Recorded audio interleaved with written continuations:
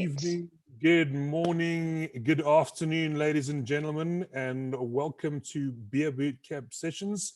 With us today, we have none other than Neva Parker, who is currently the operations director at White Labs Yeast. She got a degree in bachelor's degree in biology from Gonzaga University in Spokane.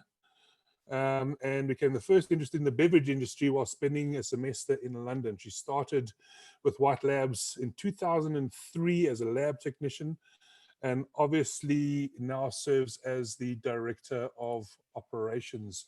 Welcome, Neva. Hello, thank you. Thank you for having me. Hope you're all doing well over there. All good under lockdown so far. You know, it's been a long 3 weeks, and we've had a couple of these sessions and they've all been really, really well received. And we are obviously today going to be talking about looking after your yeast, very, very important thing. And of course, what's rocking on the homebrew scene in the US.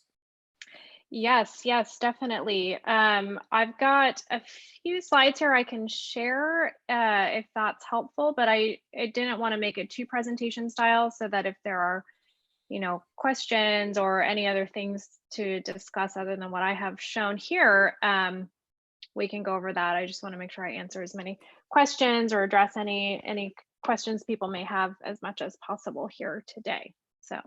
Yeah, no, excellent. So we do have a number of questions already coming in. We've had a lot of people joining us this evening, which is great. But yeah, you're welcome to pop on a presentation. A couple of the guys have gone through presentations discussing what's happening in the brewing industry. What are you doing during lockdown? Of course, we discussed that at the end. Yeah. And then obviously we handle some questions as we go along. So yeah, please feel free to present your screen and we can take it from there. All right, sounds good. I'll probably go through this quickly again. I just want to make sure there's enough time to address any questions people may have. I'll kind of want to run through today just really home brewing and the different yeast options that are available now, especially considering that supply is very difficult to get. And because, we're, at least in the US, there has been most states are under a very, shelter in place, what they're calling it, or stay at home order. A lot of people are turning to home brewing because they're spending so much more time at home. We've definitely seen an uptick in our business in terms of homebrew yeast because of that. So we're trying to offer a lot more support on that arena because we got a lot of time on our hands, right? And I think from your perspective being in South Africa, I understand supply is very limited, and having those options because of lockdown can be somewhat difficult. So I wanted to talk a little bit about, some of the options that may be available, what can be done to kind of extend the life of yeast that may be accessible, so that, you can continue brewing and making beer at home.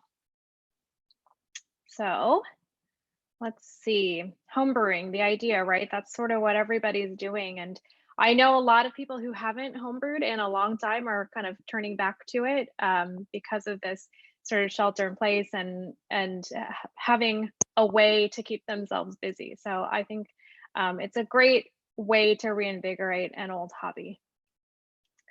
In thinking about options and what could potentially be available, I obviously, from what I understand, because there is a lockdown in South Africa, availability of being able to go to a homebrew shop or even getting supplies into the country, it may be a bit difficult. So is it really realistic to be able to go out and purchase like White Labs yeast, for example? Probably not. It's not going to be a great option.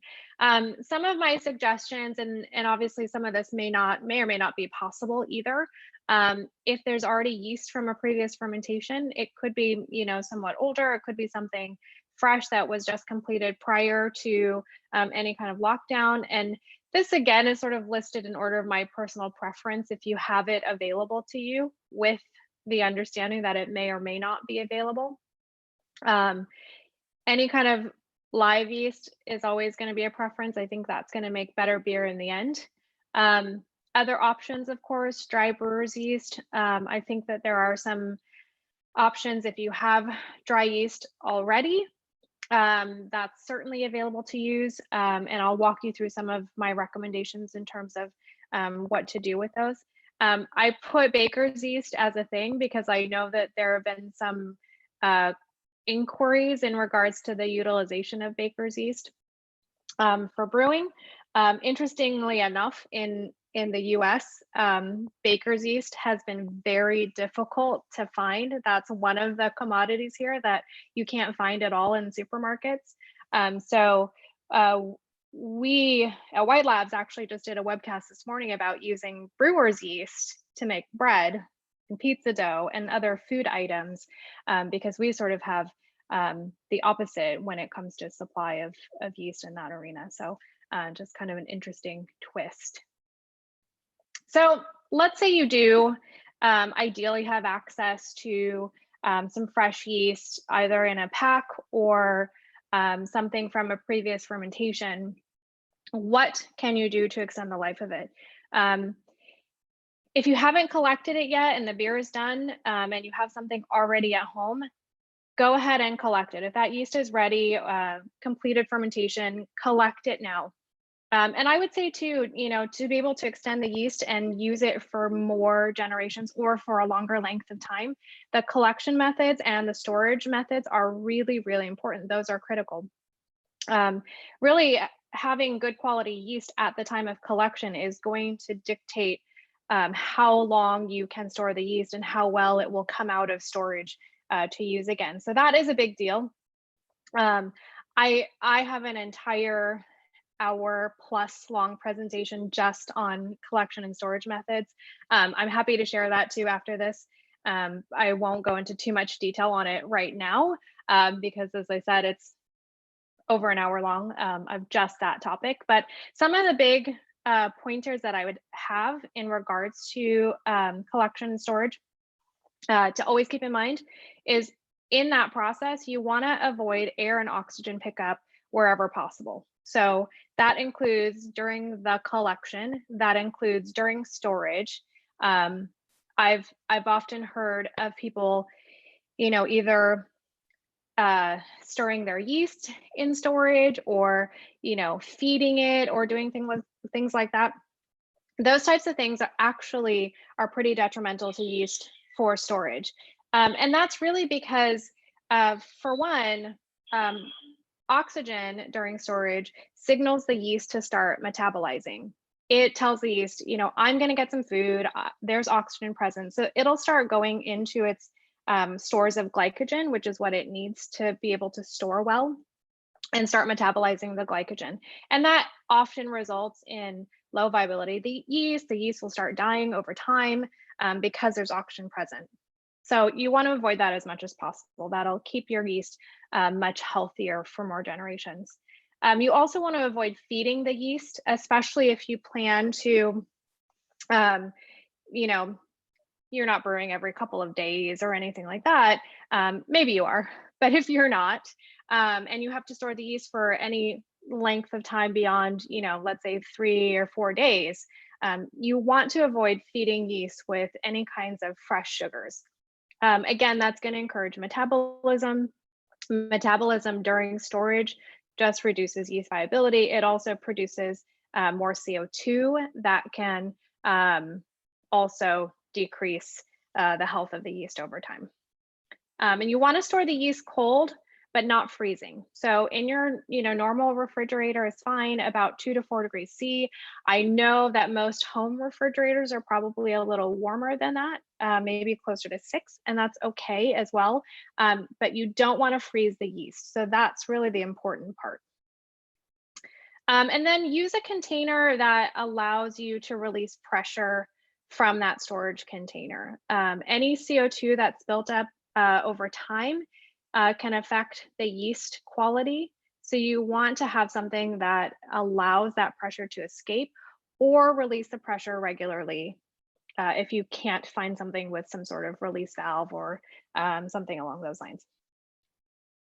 Also, if you're worried about being able to maintain the yeast over time or to be able to get any kind of supply of yeast again, for the next several weeks, and you're really stuck with this one culture that you need to reuse, you'll want to keep those styles of beer that you're brewing to anything that's less than about 6% ABV. That's just going to maintain healthier yeast for more generations. So the higher alcohol you go, the less high quality that yeast is going to be. So if you know you need to use it for a long time, try to keep it to somewhat moderate alcohol or low alcohol. That'll give you a lot more time to be able to use the yeast than you might normally see. And again, I can share the collection and storage presentation with you as well. Got a lot more detail. All right. So if you can get dry yeast, great, get that. I think it's a great choice. One of my biggest recommendations in using dry yeast is to rehydrate it. I think a lot of people don't do that. I'm not sure that every dry yeast manufacturer even recommends doing it or has instructions on how to do it. Some will. And you want to follow those manufacturer guidelines for rehydration if that's available. And that really helps to ensure a lot better reconstitution of the yeast and specifically the cell walls. So that will result in a much better fermentation if you do the rehydration. And typically that just involves adding the yeast to some warm water and letting it sit for about 20 minutes. If you have some yeast nutrients or anything like that, that's always helpful to add at that time too. But think about it this way: if you add the dry yeast directly to your wort, that's got sugars in it. It's got all kinds of things that just in that rehydration process, it can cause some stress to the yeast. So if you can do it in warm water, ensure the yeast are nice and plump and ready to go prior to adding that to your wort, you're going to have a much better fermentation. The flip side of this too, the added benefit to the rehydration is that typically I wouldn't recommend collecting and reusing dry yeast simply because a lot of times the viability is not necessarily as high. Sometimes purity of those cultures is also not as high as you could get with a liquid slurry, for example. But that rehydration process creates much stronger cells to complete fermentation. And generally speaking, those are much more readily reusable than if you were just to, sprinkle in some dry yeast directly to your wort. So that'll create a better state for yeast that you can actually collect and reuse. If you do that, if you go that route, you can follow the same collection and storage guidelines as you would for the live yeast. And again, I promise I will share that so that you have something to take a look at in regards to that. Now, my least favorite option, but it's an option, is that baker's yeast, right? If that's what's available and you really just want to brew, certainly it's usable. It's not ideal, but it's usable. It's the same species of yeast as brewing yeast, the Saccharomyces cerevisiae. But just some things to keep in mind if this is the route that you're going to take. Baker's yeast has not been selected for making beer. The fermentations will be really quick because they've been developed over time to be really, really active. And that can often result in high levels of fusel alcohol. So those kind of like solventy, really hot alcohol characters can happen when you're using baker's yeast because they're so used to those quick fermentations. High krausen or foaming, that might be an issue. Again, that's just a result of that fast fermentation. And also the flavor byproducts from baker's yeast are not ideal. They're not really made for producing these kind of complex mellow flavors that you would find in beer. They're made for bread. So sometimes you'll see baker's yeast result in higher levels of phenolic compounds, for example, spicy clove characters. So if you're making a beer like that, great, that could definitely work for you. So as I kind of show here, if that is the only option, you can use it for Belgian styles. You can use it for hef or something that has some of those flavor characteristics that aren't necessarily considered, the clean kind of characters. So definitely usable. Also, if you can control the fermentation temperature, that would really help reduce some of those fusel alcohol levels because it'll keep the fermentation controlled. So it's an almost lager-like fermentation using baker's yeast, and that'll help produce a less solventy beer. It's not going to make the phenolic compounds go away. It might be less pronounced, but you may still see that there. And that's not true of every baker's yeast product. I don't know. I haven't used all of them for beer. So some may have lots of those compounds produced than others. But just some things to keep in mind if that's sort of what's available to you.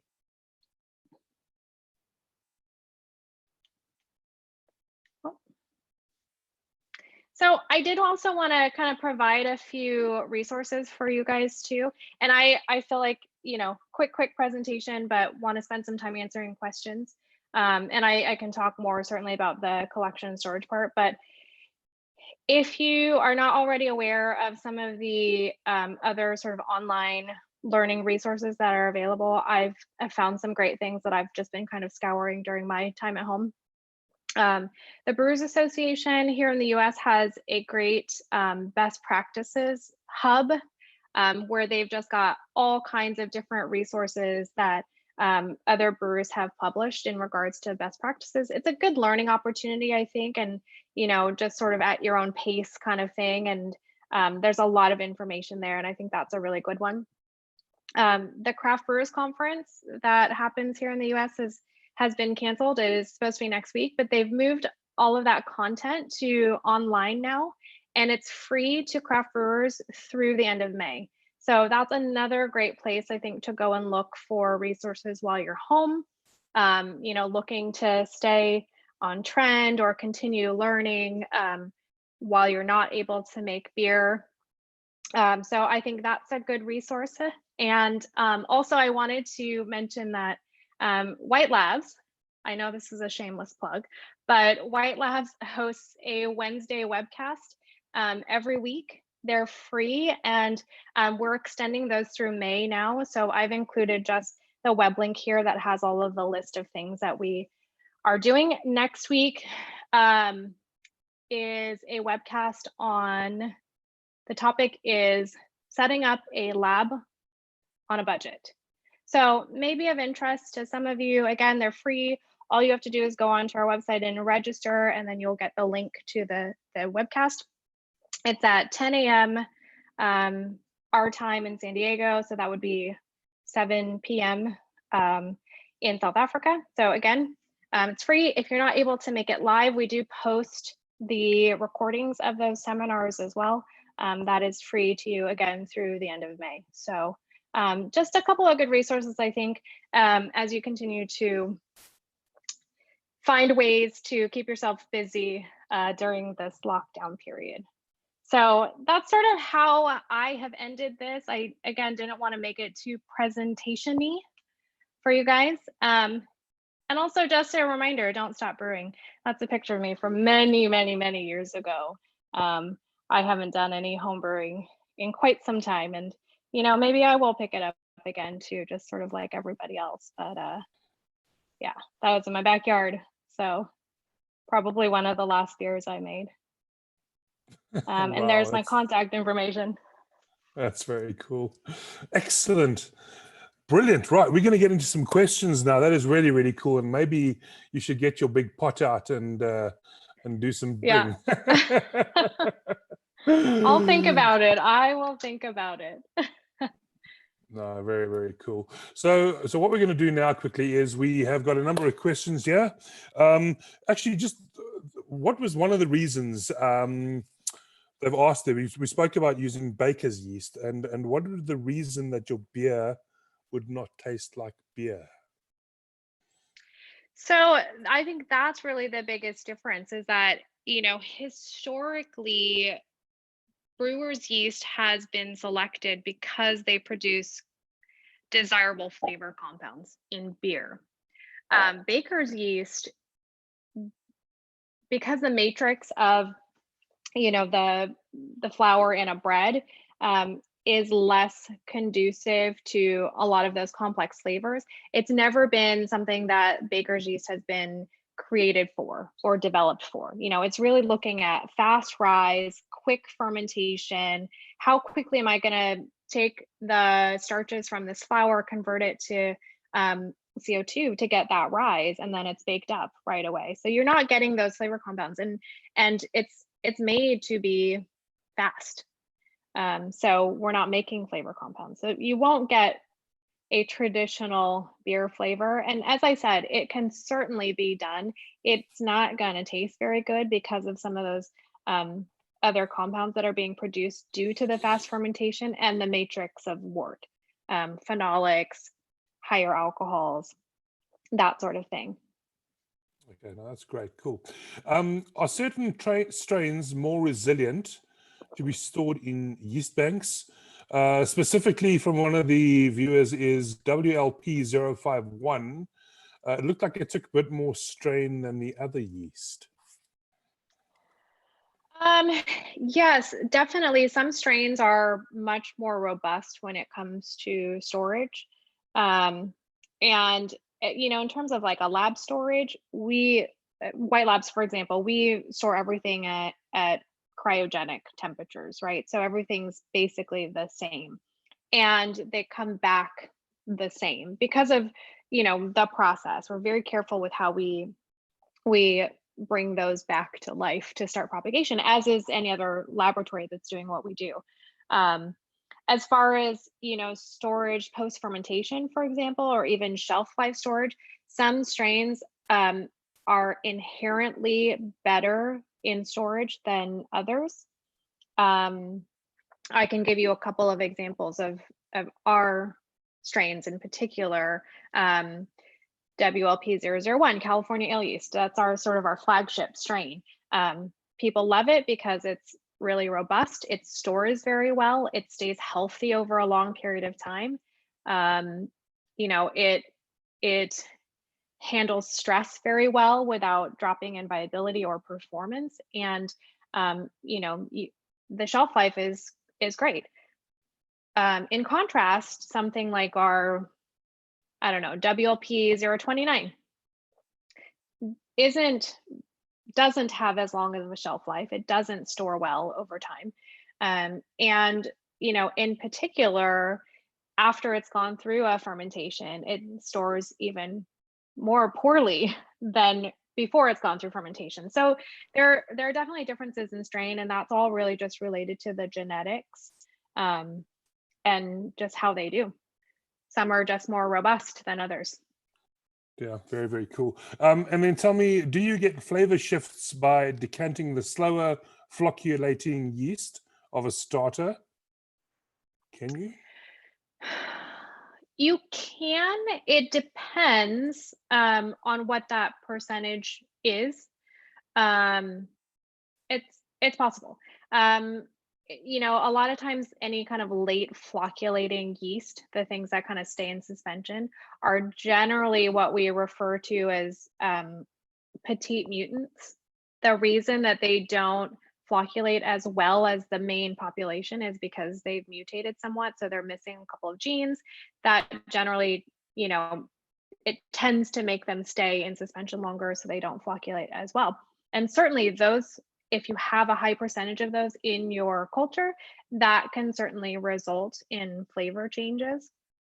Usually, we test for that when we curate our cultures. Usually you want that population of petite mutants to be less than 1% of the population. So if it looks like you have a lot of yeast in suspension and they should have dropped out, then yeah, it's possible you have a lot of mutations there and it changes the flocculation, which in turn changes the flavors. Now, you've said that some of your yeasts are obviously a little bit more robust than the other ones. We've got a viewer online that has a vial of WLP 590 and a vial of WLP 840 in his fridge. both kept in the fridge, but they're now both 6 months past expiry. He was going to Okay. grow them up in a starter. Do you think they'll still be viable? They'll definitely still be viable. You know, yeast in themselves, especially brewing yeast, are generally very resilient, regardless. We give our yeast an expiration date because, you know, we need some sort of marker to when we can recommend that people use them. That's not to say that the yeast is dead by any means. Doing a starter or, you know, just kind of a small propagation is good.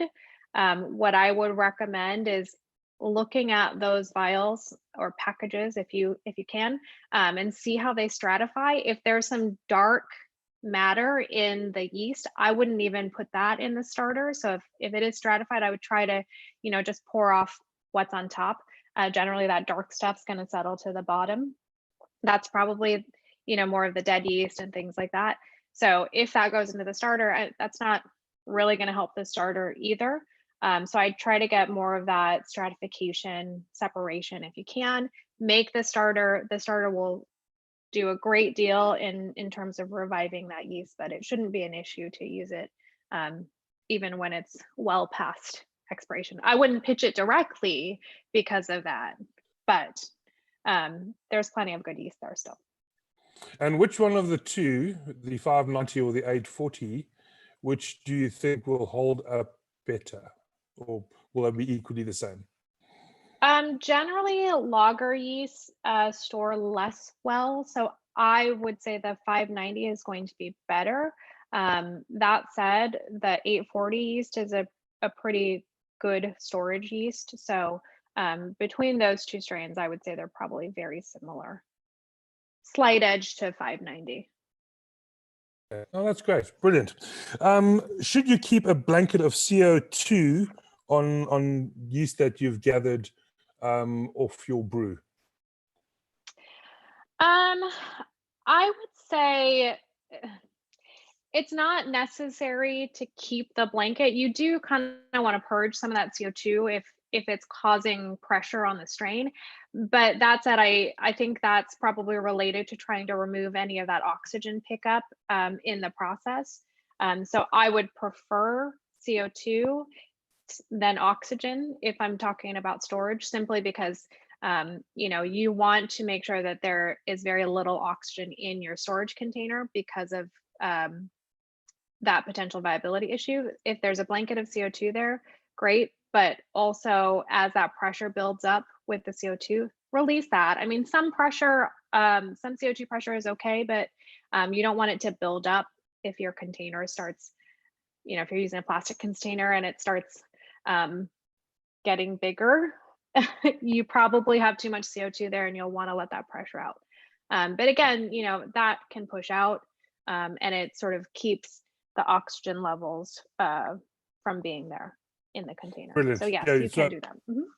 Less oxygen obviously being better in the process as well, like most things when it comes to storing yeast. Yes. Can you make yeast nutrients from the old yeast slurry? Is it possible to do that? You definitely can. Now there's a little bit of a trick to that, and I can tell you what that is. I would talk to anyone that lives in your home first and let them know that you're planning on doing this, because it can smell pretty bad. So yes, you can. And it's more than simply just killing the yeast. You want to, if you have old yeast and you want to use it as a nutrient, you have to kill the yeast first, but you also have to lyse the yeast cells, which is breaking apart the cell walls. And that doesn't happen through just, you know, like boiling the yeast. The boiling part will kill it, but in order to break apart the cells, you actually have to hold it at a steady temperature for 48 hours or so, 40 to 48 hours.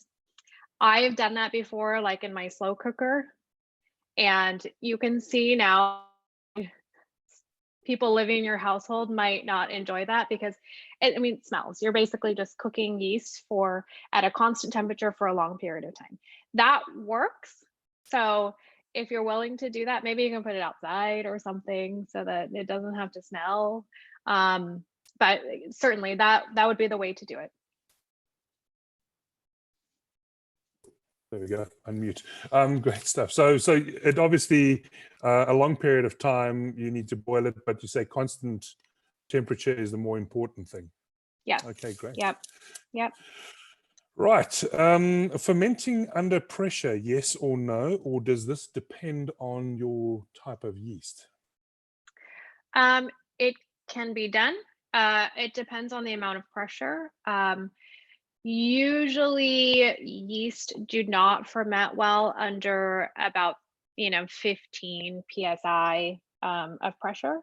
There are some strains that will. We have a high pressure lager yeast, for example, that ferments very well under pressure. It sort of thrives under those conditions, and it actually helps the fermentation to go faster. So that's sort of where we get some benefits from the fermenting under pressure, a little bit quicker fermentation. And in this example, it's a lager yeast, so it helps the lager to finish in a similar amount of time to an ale and still produce a very clean beer. So it also mutes a lot of the flavor compounds from those yeasts under pressure. Things like ester compounds are really reduced when fermenting under pressure. Very, very cool. Tell me, if I wanted to use brewer's yeast for baking, would there be extra steps that I would need to take? Yes. So as I kind of mentioned earlier, the two sectors of yeast have very different properties because of just their development over time. Baker's yeast being very fast, brewer's yeast being, somewhat slower in their overall activity compared to baker's yeast. So the fermentation, the rise portion using brewer's yeast is much longer. As an example, I usually, if I'm going to make bread or, I made cinnamon rolls this weekend, I did an overnight rise using brewer's yeast. So it's just going to take longer. And again, keeping it at a constant proofing temperature will really help that rise to happen successfully. And, that's probably going to be at least 18 to 20 degrees to keep it nice and warm and ensure that the yeast activity is there. With like a commercial baker's yeast, for example, you would see that doubling happen in a couple of hours probably. And with brewer's yeast, as I said, I usually let it go overnight, check it in the morning. If it needs to be longer, then I kind of just let it go. But I just keep it in my oven with the oven turned off, just to keep sort of a controlled environment inside. If you're lucky enough to have like a proofing setting on your oven, then awesome. I don't. I wish I did. But yeah, that's a way to kind of keep it constant. Excellent. Very, very good. Now tell me, under lockdown, I mean, we've been now pretty much under lockdown for pretty much 3 weeks. We've got another 2 weeks to go. It's pretty much the entire month. The downside in South Africa, as we've discussed this over the last couple of weeks, is that we are not allowed to manufacture, package, distribute any alcohol whatsoever. I know that in the US, you guys at least have got some guys that are still able to brew beer. Is White Lab still open? Are they still running on a skeleton staff? Are they still shipping and packaging for the US market as well? We are still open. We are operating, and it is at a reduced level, just sort of given the situation and the demand for yeast is not there. But we are still operating for those that are that do still require yeast. And as you kind of mentioned, breweries that have the capability to package are open and operating. We're allowed to do any kind of to-go beer, but it has to be prepackaged. some places are allowed to do growler fills. It's very weird in the US because it's sort of state by state. Each state sort of making their own rules, so it's a little bit of a crapshoot. In California, for example, they've lifted like almost all restrictions with alcohol. Like if you're a restaurant, you can deliver cocktails. So I could get like a cocktail delivery if I called a restaurant and I wanted to order food. I could also order cocktails. I don't even have to make my own cocktails. I can just buy them and have them delivered to my home. Yes, which is awesome, but crazy. You can also pick up cocktails. So all of that stuff is sort of out the window, which is kind of interesting.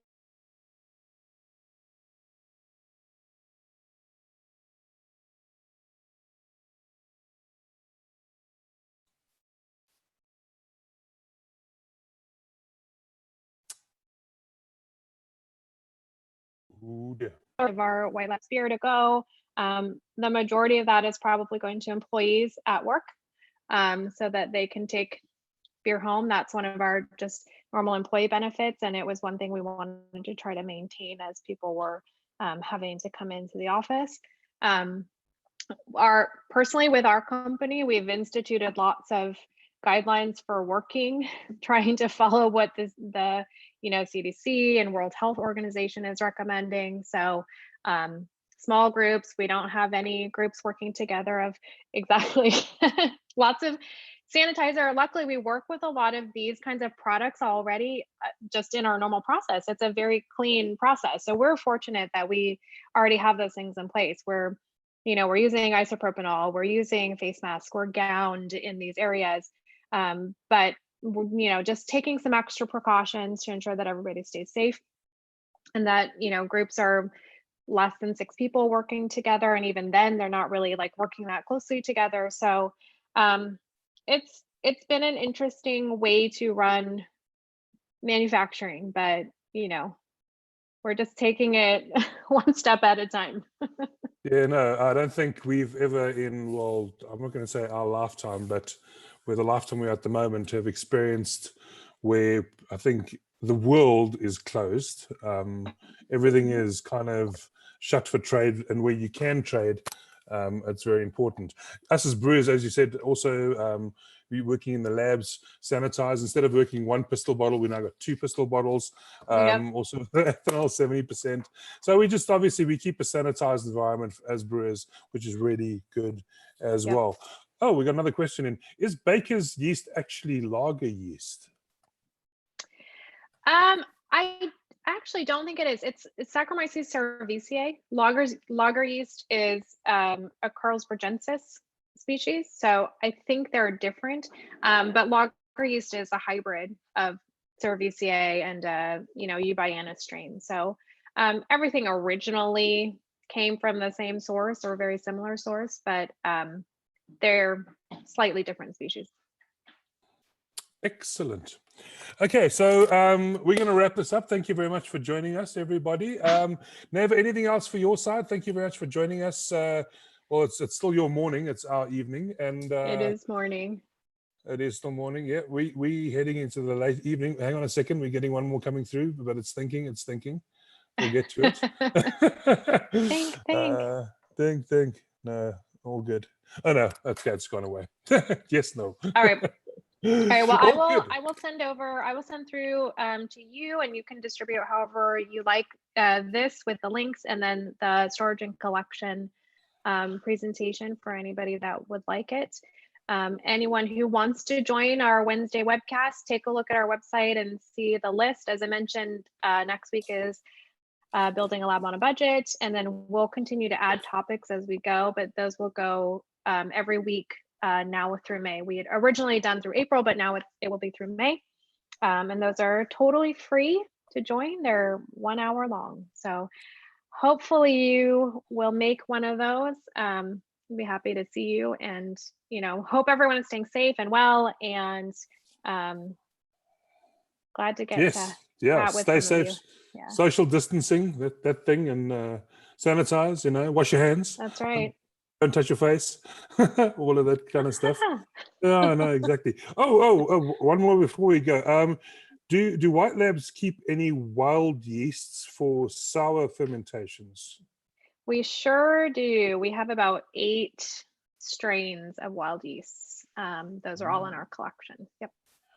Okay, very, very cool. So what we'll do is we're going to promote your webinars next week. I can see Wendy's very excited. We've actually just bought a whole lot of lab equipment now, including a really nice microscope and side covers and blue ethylene, and all the stuff is sitting right over here, so we can start playing. So we're very excited. We'll definitely join that next week. Great. And we'll definitely promote it amongst the brewers online as well. Great. Well, you guys stay safe. Hopefully we'll get to see each other in person sometime soon. Yeah, no, definitely. Okay, it seems that we're not getting them. Okay. Well, what we'll do is I'll get some questions to you. I'll just pop them in the mail if necessary from the people, and then we'll take it from there. Neva, thank you very much. Thank you very guys. much for joining us. Have a us. good night. Yeah, you too. Take care. All the best. Keep well. Cheers. Cheers.